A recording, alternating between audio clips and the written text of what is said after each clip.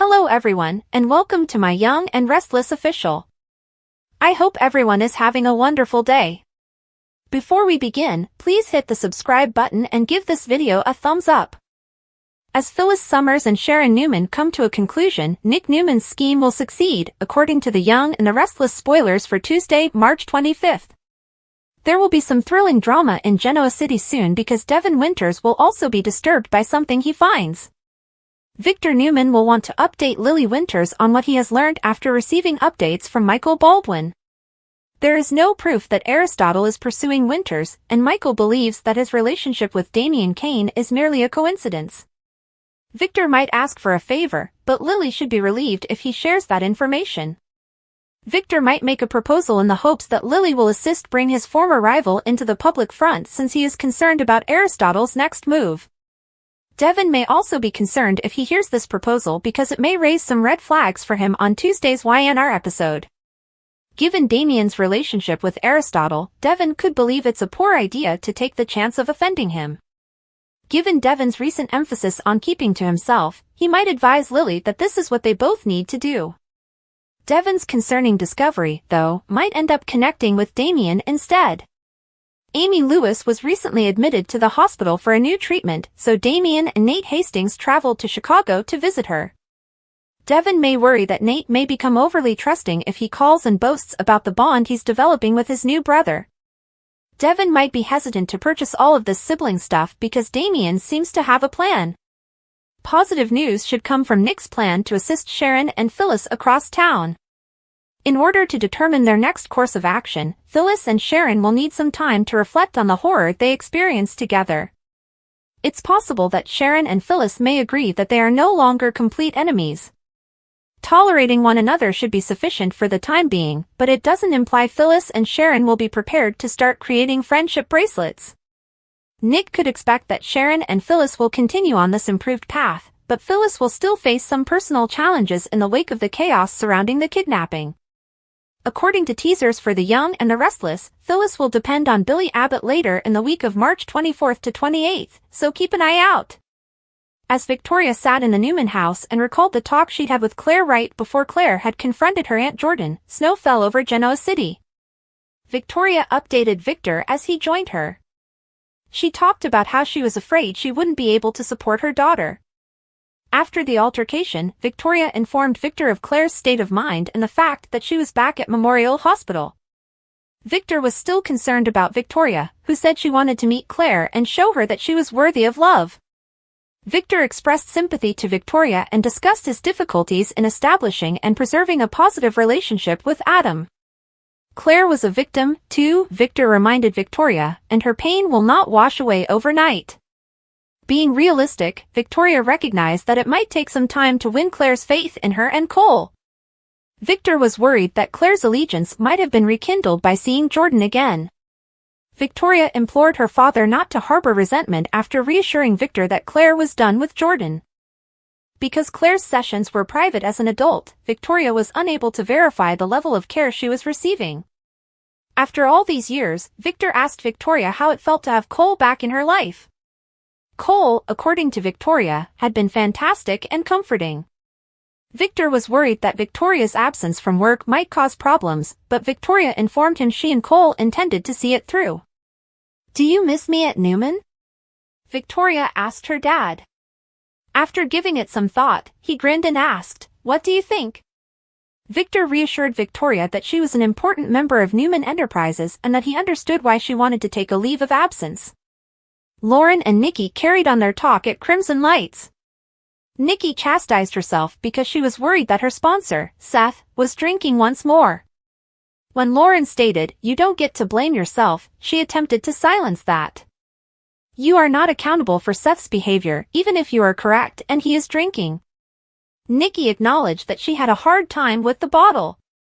When Nikki stated, "The only thing we have to do is not drink, but that's a very tall order," she dreaded the possibility that she was the reason her sponsor had fallen off the wagon. Lauren expressed her displeasure if Nikki were to stumble again due to misplaced guilt. Before Nikki could respond, Jack entered, so Lauren asked what she could do to assist her. If he had disturbed them, he wondered. Jack was informed by Nikki that she needed to return home. Nikki turned down Lauren's offer to drive her and departed. Jack questioned Nikki's well-being. As a friend of both Lauren and Nikki, he wanted to assist, but he informed Lauren he didn't want to pry if it was a private matter. Jack was informed by Lauren that she needed some guidance while Michael was out of town. Jack was sworn to secrecy by Lauren.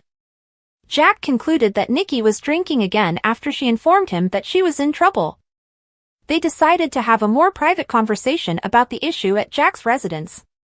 At the Jazz Lounge, Christine saw Danny and Phyllis sharing a kiss. She left for the upstairs just before Danny shoved Phyllis out of the way. "You can't continue like this."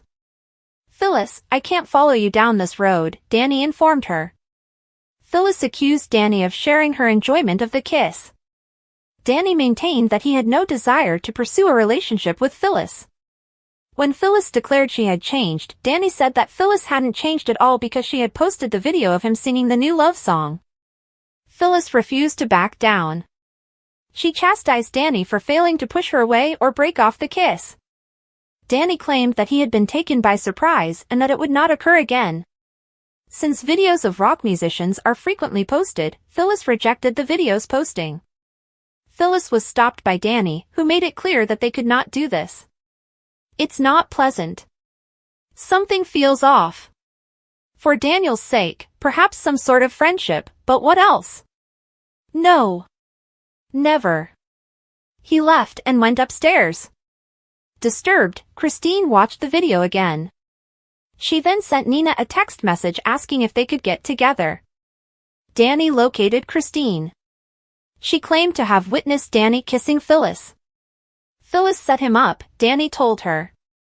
Christine was correct. He acknowledged that Phyllis had not changed. Danny acknowledged that he had made a mistake by assuming the worst about Phyllis. "I witnessed the kiss," Christine stated. "I didn't get the impression that you were set up at all." Danny acknowledged that he was naive in his expectation that Phyllis would retreat. Christine adamantly refused to vie with Phyllis for Danny's interest. Christine texted Nina, who responded. Christine invited Nina to society so they could meet. Danny invited Christine to come chat to him. "You need to figure out what the hell you want, and you need to do that without me," Christine stated, declining. In response to Danny's assertion that he was certain of his desires, Christine said, "The kiss I witnessed tells me you're not sure." Christine ignored Phyllis, who had just arrived, and walked straight past her as she left. When Nikki got home, she noticed Victor and Victoria conversing. Nikki explained that she had run into Seth and assumed he was drinking, and that it was her fault after Victor noticed her agitation. She was stopped by Victor. Nikki insisted that she was Seth's trigger, even though he and Victoria assured her that she had no control over the alcohol or Seth's behavior. Nikki maintained that the support at a support group was reciprocal and that she wasn't exaggerating. Lauren told Jack that Nikki was indeed drinking again at the Abbott residence, but that the alcohol had been coerced into her at first. Lauren clarified that she felt overburdened because Nikki believed Seth was drinking once more and she was holding herself responsible. Jack clarified that Nikki's addiction prevented her from seeing things rationally. Lauren explained to Jack that Nikki needed an addict to support her. "You're asking me to step in, aren't you?" Lauren was questioned by Jack. Jack was hesitant to assist since he didn't want to expose what he knew and endanger Lauren's friendship with Nikki.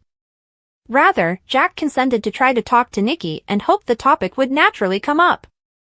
Christine informed Nina at society that she was very close to seeing where she and Danny would go. Nina saw the look on her face. "I only know one person who could put that look in your eye, like you could commit murder," Nina thought. When Phyllis shared a video of Danny playing her a song, Christine informed Nina that the caption read, "That feeling when your ex plays you a love song." Nina winced visibly. Christine described the kiss she had seen to Nina. Playing devil's advocate, Nina claimed that Phyllis had manufactured the entire incident and used the film to entice Christine. Christine didn't believe it, but Nina pointed out how cunning Phyllis was. Christine informed Nina. "There's just one thing you didn't see: the way he kissed her back." Christine informed Nina that she would not allow herself to be harmed again. Christine declared, "I'm just going to end things before I get in any deeper."